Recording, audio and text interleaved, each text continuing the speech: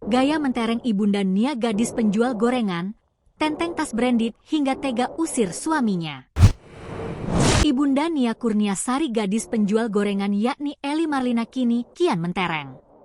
2 bulan setelah kasus pembunuhan anaknya Nia Kurniasari di Padang Pariaman, kini sang ibu Ely Marlina menjadi sorotan.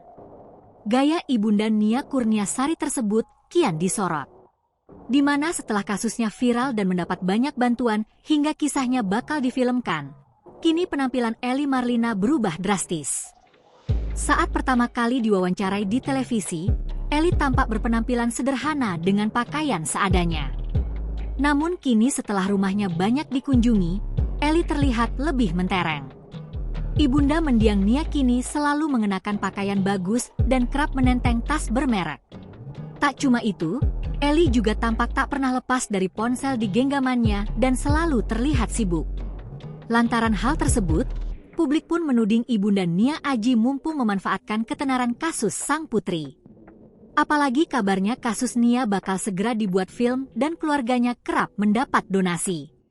Di sisi lain, ramainya kunjungan warga ke makam Nia rupanya juga berpengaruh ke keluarga almarhumah. Usut punya usut, rumah mendiang Nia juga ramai didatangi peziarah.